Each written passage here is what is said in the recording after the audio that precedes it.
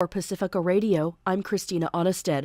Russia's foreign ministry is warning if the U.S. confirms reports it plans to deliver sophisticated air defense missiles to Ukraine, it would be a provocative move that could prompt a response from Moscow. A ministry spokesperson said today if the U.S. delivers the Patriot air defense systems as promised, it would represent a broader involvement in the war and could entail possible consequences. U.S. officials have confirmed the agreement to send Patriot missiles to help Ukraine fend off Russian airstrikes that are crippling its vital infrastructure. The southern Ukrainian city of Kherson was left completely without power today during a freezing winter following Russian shelling. The U.S. Federal Reserve raised its key interest rate for the 7th time this year and signaled more hikes to come. But the Fed announced a smaller hike than it had in its past 4 meetings at a time when inflation is showing signs of easing. Here's Federal Reserve Chair Jerome Powell. Today, the FOMC raised our policy interest rate by a 0.5 percentage point. We continue to anticipate that ongoing increases will be appropriate in order to attain a stance of monetary policy that is sufficiently restrictive to return inflation to 2% over time. Although smaller than previous hikes, the latest rate increase will further increase the costs of many consumer and business loans and the risk of a recession. Powell also signaled the Federal Reserve is prepared to raise the benchmark rate by an additional 0.75 of a point and leave it there through next year in 2023. The Fed's policymakers predicted slower growth and higher unemployment for next year and 2024 that typically reflect a recession. Tens of thousands of nurses are on strike in the United Kingdom, escalating a wave of industrial unrest this month as ambulance and postal workers, bus drivers, and airport baggage handlers all staged strikes to demand better pay amidst a cost of living crisis there. The strike comes as Britain's central bank raised its key interest rate today, the highest level in 14 years and the 9th consecutive increase since December of last year. In the U.S., survivors of last month's mass shooting at a Colorado LGBTQ nightclub, Club Q, testified before a House committee yesterday, saying right-wing rhetoric played a key role as well as lax gun laws. Christopher Martinez reports. Michael Anderson was a bartender at Club Q in Colorado Springs when a gunman came in and began firing an AR-15 style semi-automatic rifle.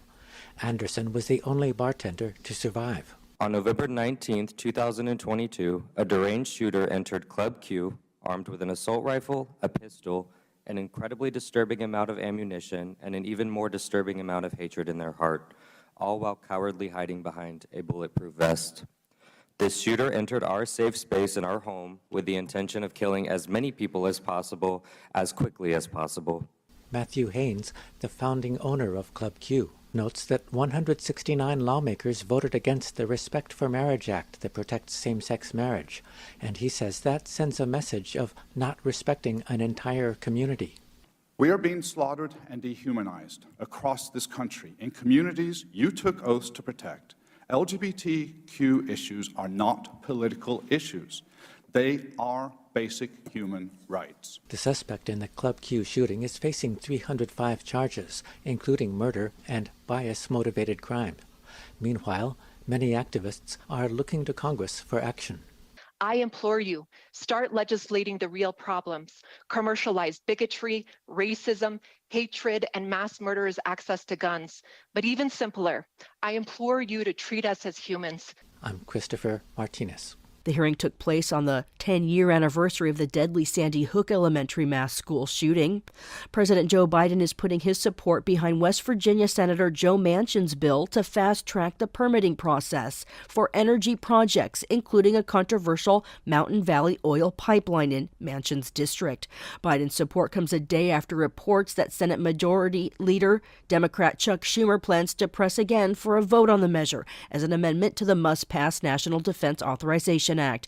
Biden said he supports the legislation as a, quote, way to cut Americans' energy bills, promote energy security, and boost our ability to get energy projects built and connected to the grid. Far too many projects face delays, he said, keeping us from generating critical cost-saving energy needed by families and businesses across America, an impediment to our economic growth for creating new jobs and lessening our reliance on foreign imports, the president said. It's the third attempt to push pushed through Manchin's measure despite opposition from key Democrats and environmental justice groups. Chair of the House Natural Resources Committee, Raul Grijalva, called it a zombie dirty deal and said no one wants it. Earth Justice said Senator Manchin's deal silences frontline communities and is a handout to the fossil fuel industry we can't afford. The president's support, though, could sway some Democrats into backing the measure. Biden said his support mirrors his commitment to addressing the economic woes of the nation and creating affordable, made in the USA energy. I'm Christina Onnested reporting for Pacifica Radio.